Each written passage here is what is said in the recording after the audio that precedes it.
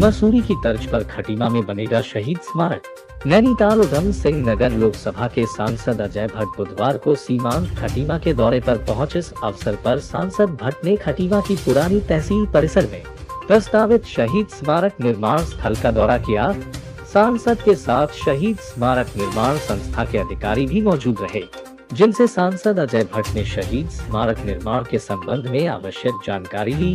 वहीं मीडिया से रूबरू होते हुए सांसद अजय भट्ट ने कहा कि राज्य आंदोलन के दौरान राज्य निर्माण हेतु अपनी जान गंवाने वाले खटीमा के शहीद राज्य आंदोलनकारियों के सम्मान में खटीमा पुरानी तहसील स्थल में राज्य सरकार द्वारा शहीद स्मारक का भव्य निर्माण कराया जाना है, क्योंकि शहीद आंदोलनकारियों की बदौलत ही हम सभी को उत्तराखंड राज्य की प्राप्ति हुई है।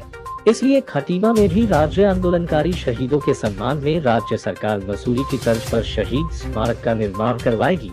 आज उन्होंने खटीमा पहुंच शहीद स्मारक स्थल का निरीक्षण कर शहीद स्मारक निर्माण संस्था RAW के अधिकारियों को आवश्यक निर्देश दिए हैं। खटीमा से आमिर रजा की रिपोर्ट। क्या कहना चाहते हैं, क्या स्थिति चली 2022 को चुनाव को लेकर?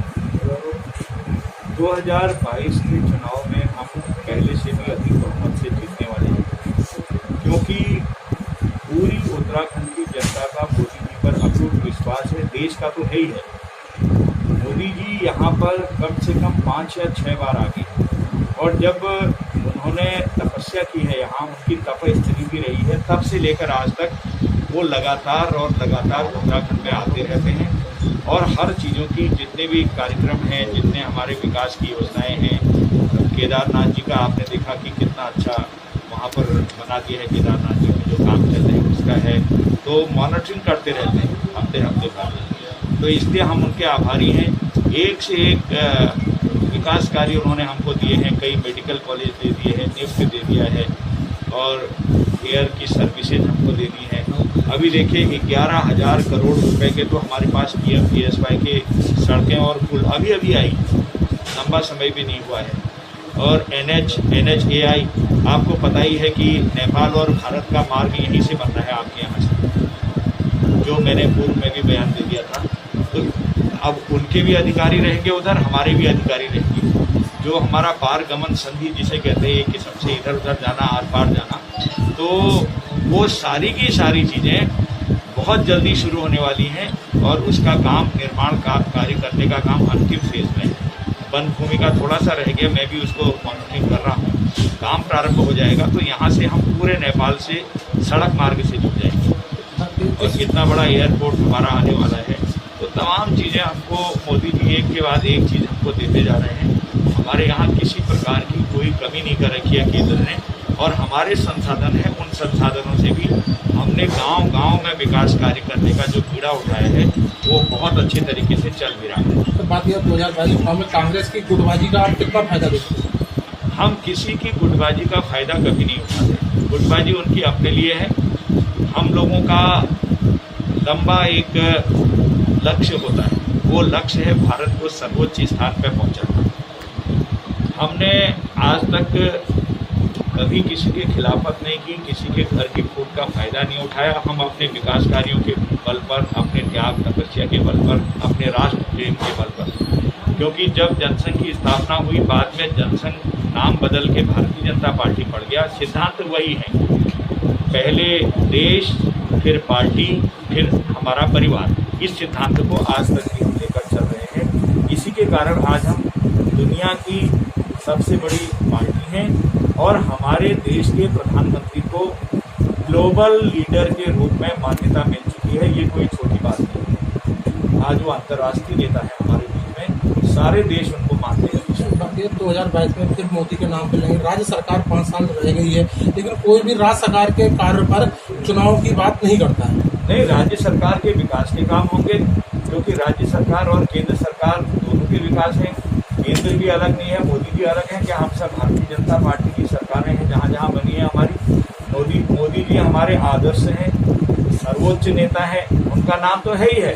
लेकिन राज्य सरकार में भी हम लोग यहाँ के विकास जो हमने किए हैं उसके आधार पर आप देखिए, हमने आपने देखा कि हर परिवार को बीमित कर दिया, आपको बीमा मिलता है। आप सब जानते हैं उसका नाम क्या है, अटल जी के नाम पर हमने रखा है। 5 लाख रुपए हर मरीज को वो कहीं भी ले सकता है, गोल्डन कार्ड में 5 लाख रुपए ले सकता है। लगातार लोग ले रहे हैं, जहां गड़बड़ हुई है उनके खिलाफ और उन लोगों ने जिन्होंने गड़बड़ कराने में सहायता करी है गलत लोगों के, उनके खिलाफ कार्रवाइयाँ भी चल रही हैं, कानूनी कार्रवाइयाँ चल रही हैं। तो इसलिए ऐसा नहीं है कि हमने कुछ नहीं किया है, लगातार और लगातार। वात्सल्य योजना आपने अभी देखी है कि जिसके घर में अब कोई नहीं रहा बच्चों का, या माताजी चले गई तब भी, पिताजी चले गए तब भी, दोनों चले गए तब भी, वो चाहे कोरोना से मरे हों या चाहे कैसे ही उनके माता पिता छोड़ गए हों, उनका रहना खाना, उनके लिए स्कूलिंग के लिए खर्चा देना, उनको इंजीनियरिंग नौकरी में जहाँ भी निकलते हैं उसका खर्चा देना और 3,000 रुपये महीने का उनके लिए अलग पेंशन देना। इतनी बड़ी योजना हमने अभी करी है। ये योजना किसी और नहीं करी है। हमारी सरकार के काम को अन्य राज्यों ने सराहा है और आपने वहाँ भी लागू करने के लिए हमसे मांगा है कि आपने कैसे कर दिया। एक के बाद एक बड़े काम कर रहे हैं और हमने अभी जो प्राधिकरण थे उन पर रोक लगाई है। पर्वतीय क्षेत्र में तो बहुत खराब हो गया था, उस पर रोक लगा दी है। जहाँ उसकी ज़रूरत है वहाँ पर रखा है। और इसी तरह से कई छोटे मोटे हमने काम किए हैं। अभी रेव स्थानन बोर्ड को जो बना हुआ था उसे हमने स्थगित कर दिया है फिलहाल। आगे उसमें क्या कार्रवाई होती है उसको आपको स्वयं ही पता लग जाएगा।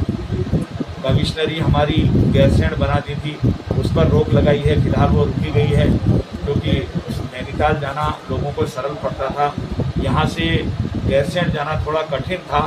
तो जो ऐसे कदम हमको लगे कि जनता जिनको नहीं चाहती है, तो हमने जनता की आकांक्षाओं के आधार पर ही काम करना प्रारंभ किया है। जो जनता चाहेगी उसको हम करेंगे। अगर हमसे कहीं पर जनता के चाहने के अलावा भी काम हो गया है तो हम उसको तुरंत संशोधन भी कर देते हैं। हमारी सरकार बहुत लचीली सरकार है और जन सरोकारों को सबसे ऊपर रखने वाली सरकार है।